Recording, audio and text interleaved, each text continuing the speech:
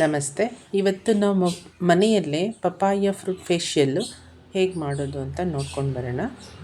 ಪಪಾಯದಲ್ಲಿ vitamin minerals ಇರೋದ್ರಿಂದ ಸ್ಕಿನ್ಗೆ ಗ್ಲೋನೇ ಸಿಗುತ್ತೆ ಮತ್ತು ಆಕ್ನೆ ಮಾರ್ಕ್ಸು ಪಿಗ್ಮೆಂಟೇಷನ್ಸ್ ಇದ್ದರೆ ಅದನ್ನ ಹೋಗ್ಲಾಡಿಸುತ್ತೆ. ಪಿಂಪಲ್ ಹೋದ್ಮೇಲೆ ಅದರದ್ದು ಮಾರ್ಕ್ ಇರುತ್ತೆ, ಅದು ಕೂಡ ಹೋಗುತ್ತೆ. ರಿಂಕಲ್ಸ್ ಕಡಿಮೆ ಆಗುತ್ತೆ, ಕೊಲಾಜಿನ್ ಬೂಸ್ಟ್ ಆಗುತ್ತೆ. ಇವಾಗ ನೋಡೋಣ. ನಾನು ಅದಕ್ಕೆ ಒಂದು ಅರ್ಧ ಪಪಾಯ ತಗೊಂಡಿದ್ದೀನಿ. ತಗೊಂಡ್ಬಿಟ್ಟು ಅದನ್ನು ಕಟ್ ಮಾಡ್ಕೊಂಡು ಇಟ್ಕೊಂಡು ಅದನ್ನು ನಾನಿವಾಗ ಮಿಕ್ಸಿ ಮಾಡ್ಕೊತಾ ಇದ್ದೀನಿ. ಫುಲ್ಲು ನೀರೇನು ಹಾಕ್ಬಾರ್ದು, ಜಸ್ಟ್ ಹಾಗೆ ಮಿಕ್ಸಿ ಮಾಡಿದರೂ ನಿಮಗೆ ಕ್ರೀಮಿ ಥರ ಬರುತ್ತೆ. ಮಿಕ್ಸಿ ಆಗಿದೆ.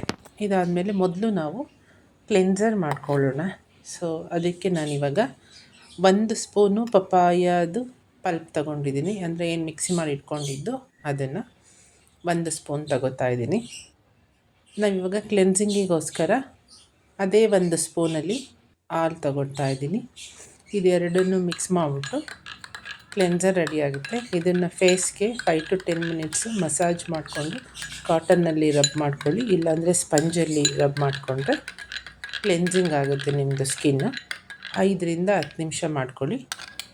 ಇದು ಆದಮೇಲೆ ನಾವು ಸೆಕೆಂಡಲ್ಲಿ ಏನು ಮಾಡೋಣ ಅಂದರೆ ಸ್ಟೀಮ್ ತಗೊಳ್ಳೋಣ. ಸ್ಕ್ರಬ್ಗಿಂತ ಮೊದಲು ಸ್ಟೀಮ್ ತಗೊಂಡಾಗ ನಿಮ್ಮ ಹತ್ರ ಬ್ಲ್ಯಾಕ್ ಹೆಡ್ಸು ವೈಟ್ ಹೆಡ್ಸ್ ಎಲ್ಲ ಅದೆಲ್ಲ ಸ್ವಲ್ಪ ಮೇಲೆ ಬರುತ್ತೆ. ಆವಾಗ ನಿಮಗೆ ನೆಕ್ಸ್ಟ್ ಸ್ಕ್ರಬ್ ಮಾಡಿಕೊಂಡಾಗ ಆ ವೈಟ್ ಹೆಡ್ಸು ಬ್ಲ್ಯಾಕ್ ಹೆಡ್ಸ್ ಎಲ್ಲ ರಿಮೂವ್ ಆಗುತ್ತೆ. ಅದಕ್ಕೆ ಫಸ್ಟು ಸ್ಟೀಮ್ ತಗೊಳ್ಳಿ.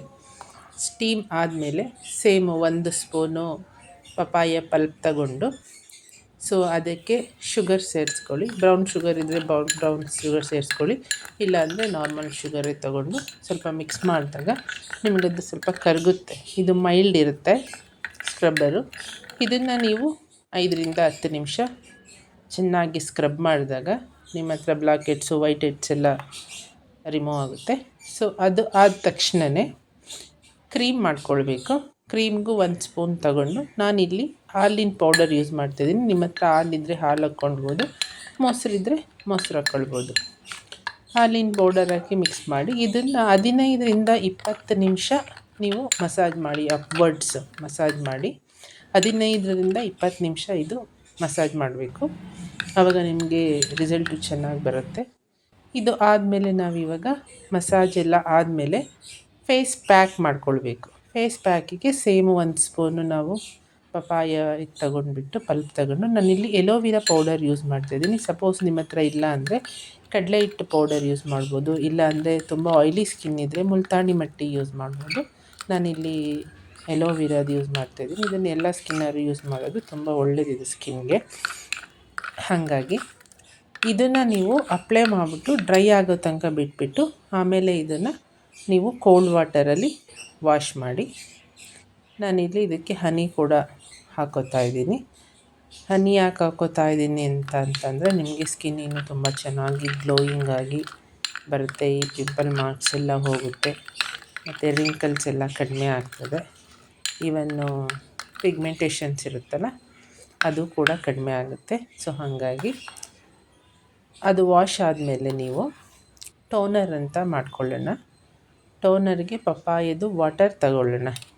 2 ಸ್ಪೂನು ಪಪಾಯದು ವಾಟರ್, ಅದಕ್ಕೋಸ್ಕರ ನಾನಿಲ್ಲಿ ಫಿಲ್ಟ್ರ್ ಮಾಡ್ಕೊಳ್ತಾ ಇದ್ದೀನಿ. ಇಲ್ಲ ನೀವು ಇದನ್ನೇ ತಗೊಳ್ಳೋದಾದರೆ ಪಲ್ಪನ್ನೇ ತಗೊಳ್ಬೋದು. ಅದಾದಮೇಲೆ 1 ಸ್ಪೂನು ರೋಸ್ ವಾಟರ್ ಹಾಕ್ಕೊಳ್ತಾ ಇದ್ದೀನಿ. ರೋಸ್ ವಾಟರು ಕೂಡ ನಿಮ್ಮದು ಕಲೆಗಳನ್ನೆಲ್ಲ ಹೋಗ್ಲಾಡಿಸುತ್ತೆ. ಹಾಗಾಗಿ ಆಮೇಲೆ 1 ಸ್ಪೂನು ಎಲೋವಿರಾ ಜೆಲ್. ನಿಮ್ಮ ಹತ್ರ ರಾ ಎಲೋವಿರಾ ಇದ್ದರೆ ಅದನ್ನೇ 1 ಸ್ಪೂನ್ ಹಾಕ್ಕೊಳ್ಳಿ. ನಾನಿಲ್ಲಿ ಸ್ಟೋರ್ ಬ್ರಾಡ್ದು ಎಲೋವಿರಾ ಜೆಲ್ ಹಾಕ್ಕೊಂಡಿದ್ದೀನಿ. ಇದಾದಮೇಲೆ ಡಿಸ್ಟಿಲ್ಡ್ ವಾಟರು ನಾನು 2 ಸ್ಪೂನ್ ಹಾಕ್ಕೊತಾ ಇದ್ದೀನಿ. ಅದೆಲ್ಲ ಆದಮೇಲೆ ಚೆನ್ನಾಗಿ ಮಿಕ್ಸ್ ಮಾಡಿ, ಮತ್ತು ಮಿಕ್ಸ್ ಮಾಡಿ ಆದಮೇಲೆ ವಿಟಮಿನ್ ಇ ಕ್ಯಾಪ್ಸೂಲ್ನ ಇದಕ್ಕೆ ಬೇಕಾದರೆ ಒಂದು ಆ್ಯಡ್ ಮಾಡ್ಕೊಳ್ಳಿ, ಇಲ್ಲಾಂದರೆ ಬೇಡ. ಇದನ್ನು ನಾನು ಬಾಟಲ್ಗೆ ಹಾಕಿ ಇಟ್ಕೋತಾ ಇದ್ದೀನಿ. ಇದನ್ನು ನೀವು ಫ್ರಿಜ್ಜಲ್ಲಿ 7 ಡೇಸ್ ಸ್ಟೋರ್ ಮಾಡಿಕೊಂಡು ಆವಾಗವಾಗ ಟೋನರ್ ಥರ ನೀವು ಇದನ್ನು ಫೇಸ್ಗೆ ಯೂಸ್ ಮಾಡ್ಬೋದು. ಇದು ಆದಮೇಲೆ ನೈಟ್ ಕ್ರೀಮ್ ಹೇಗೆ ಮಾಡೋದು ಅಂತ ನೋಡೋಣ. ಸೇಮ್ ಇದು 1 ಸ್ಪೂನು ಪಲ್ಪನ್ನ ತಗೊಂಡು ಹಾಕ್ಕೋತಾ ಇದ್ದೀನಿ, ಮತ್ತು ಎಲೋವಿರಾ ಜೆಲ್ನ 1 ಸ್ಪೂನ್ ಹಾಕ್ಕೊತಾ ಇದ್ದೀನಿ. ಇದನ್ನು ಎರಡನ್ನು ಚೆನ್ನಾಗಿ ಮಿಕ್ಸ್ ಮಾಡ್ತಾಯಿದ್ದೀನಿ. ಮಿಕ್ಸ್ ಮಾಡಿ ಆದಾದಮೇಲೆ ಒಂದು ವಿಟಮಿನ್ ಇ ಕ್ಯಾಪ್ಸೂಲ್ನ ನಾನು ಇದಕ್ಕೆ ಆ್ಯಡ್ ಮಾಡ್ಕೊತಾ ಇದ್ದೀನಿ. ವಿಟಮಿನ್ ಎ ಕ್ಯಾಪ್ಸೂಲ್ ಅಂದರೆ ನಿಮಗೆ ರಿಂಕಲ್ಸ್ ಎಲ್ಲ ಕಡಿಮೆ ಆಗುತ್ತೆ, ಕೂದಲು ಬ್ರೈಟ್ನೆಸ್ ಬರುತ್ತೆ, ಕಲೆಗಳೆಲ್ಲ ಮುಖದ ಮೇಲೆ ಇರೋದೆಲ್ಲ ಹೋಗುತ್ತೆ. ಇದನ್ನು ನೈಟು ನೀವು ಅಪ್ಲೈ ಮಾಡಿಕೊಂಡು ಮಲ್ಕೊಂಡು ಬೆಳಗ್ಗೆ ಎದ್ದು ಇದನ್ನು ವಾಶ್ ಮಾಡ್ಕೊಳ್ಬೋದು.